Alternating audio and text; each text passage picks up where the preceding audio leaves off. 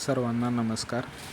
आज आपण GPay ॲपमध्ये एंडलाईन कशी भरावी या संदर्भात हा व्हिडिओ तयार करत आहोत. तर सुरुवातीला आपण GPay ॲप अपडेट करून घ्यायचं आहे.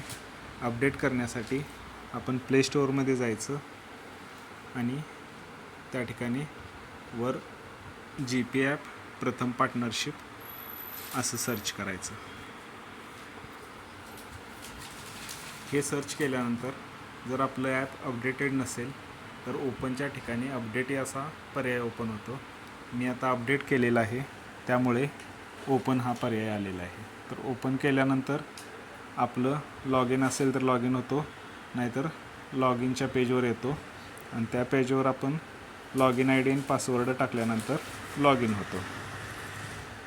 लॉग इन झाल्यानंतर गव्हर्मेंट पार्टनरशिप असे पेज आहे. त्या पेजच्या वरच्या कोपऱ्यामध्ये 3 रेषांवर क्लिक केल्यानंतर आपल्या ॲपचं व्हर्जन दिसतं. एकदम बॉटम साईडला 12.4.1 हे आपल्या आत्ता सध्याचे व्हर्जन आहे. ते आहे का सर्वांनी चेक करावं. त्यानंतर माय स्कूलमध्ये जायचं.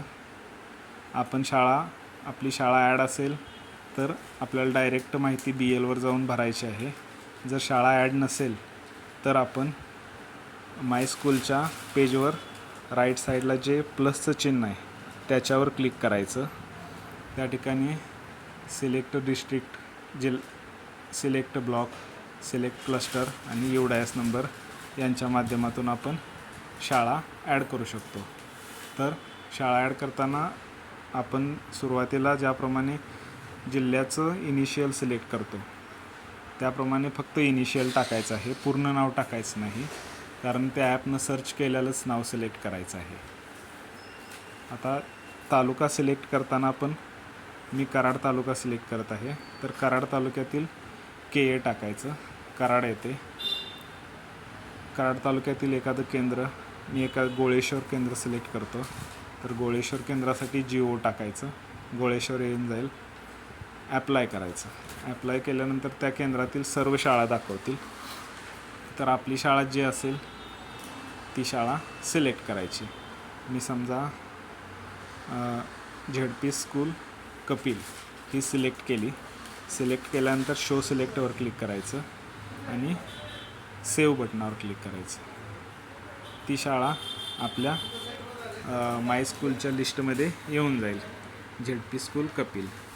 आता त्या ZP स्कूल कपिलच्या शाळेच्या नावाखाली BL, V आणि O असे 3 पर्याय आहेत. त्यापैकी BLवर क्लिक करायचे. BLवर क्लिक केल्यानंतर असेसमेंट रिपोर्ट असं पेज ओपन होतं. त्या ठिकाणी फक्त आपल्याला समरीमध्ये बेसलाईन भरलेली दिसते. मग आपण प्लस चिन्हावर क्लिक करायचं आणि ॲड टेस्ट होते. मग ॲड टेस्ट करताना आपण ज्या दिवशी टेस्ट घेतली ती डेट सिलेक्ट करायची. समजा 18 तारीख आपण टेस्ट घेतली असेल तर 18 तारीख एप्रिलमधील सिलेक्ट केली. त्यानंतर what type of data entering, त्या ठिकाणी इंटरव्हेन्शन डेटा सिलेक्ट केल्यानंतर टेस्टिंग सायकलचे BLवर जो सर्कल असेल तो ELवर जातो. आणि त्यानंतर आपण ज्याप्रमाणे बेसलाईनची माहिती भरली, हाऊ मेनी टीचर्स, त्या ठिकाणी जेवढे टीचर्स असतील पहिली दुसरीला त्या टीचरची संख्या टाकायची आणि खालील पहिलीची दुसरीची माहिती एकत्रित भरायची. एकत्रित भरून झाल्यानंतर सेव्ह करायचं.